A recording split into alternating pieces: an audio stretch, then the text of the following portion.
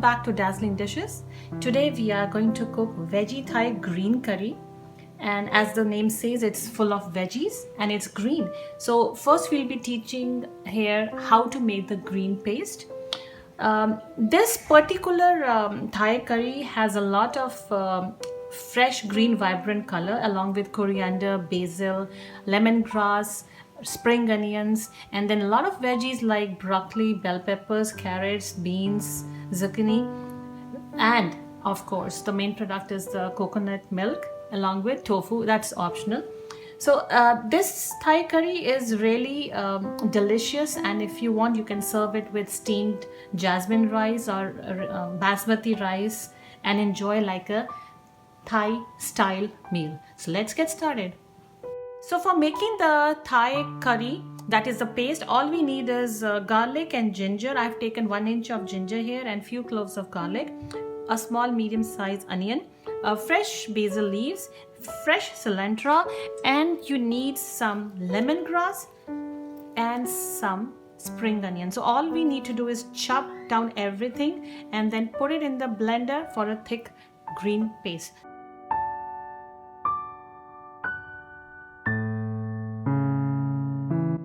So I have chopped down all the ingredients for the green Thai curry, and these are the roasted coriander seeds and cumin seeds, almost 1 tablespoon.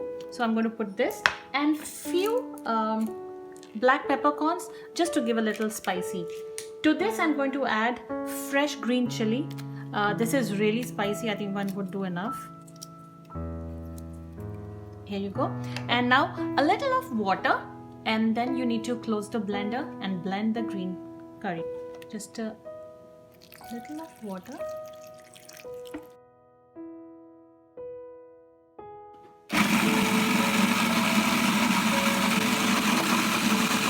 So since we finished up with the paste for the green Thai curry paste, now these are the veggies we'll be using. I have green pepper, red pepper, these are bell peppers, then I have broccoli, carrot, a little of jalapeno just for a spicy taste, green beans. I'm going to chop them. You can chop them long, you can even chop them short. It all depends upon your choice. And let's get going with the cooking part now. So first I'll be putting the green paste, and then I'll be chopping this and putting it in the hot wok. Let's take a big wok, and I'm drizzling a little of oil, just that much which you need to make veggies little crunchy. Here are the veggies. I'm going to put broccoli, a little of red peppers, green beans. So here's the thing, you can even eat carrots. And this is corn, so I'm putting a little bit of corn to saute. Now basically you have to keep these veggies crunchy. So I'm just putting the oil so that they become little crunchy, because ultimately the flavor of Thai paste should well embed with the veggies. So now I'm putting the mushrooms.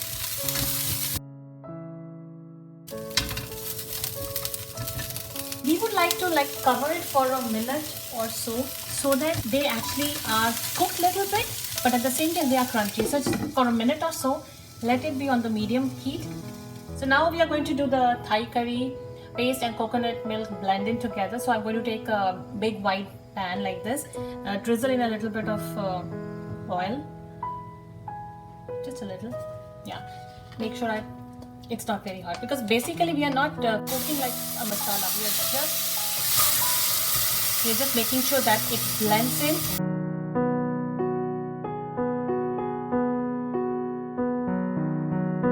Saute this for another few minutes or so. As soon as you see the bubbles coming up, that means it's done. So I'm keeping it for another 1 minute or so, and then I'm going to put the coconut milk. See, the boil is there, the bubbles are coming. I'm just going to pour in the coconut milk. So this is actually store-bought coconut milk. You can also make it at home. Give a nice mix. And at this stage, let it simmer down and let the curry and the coconut milk blend in well.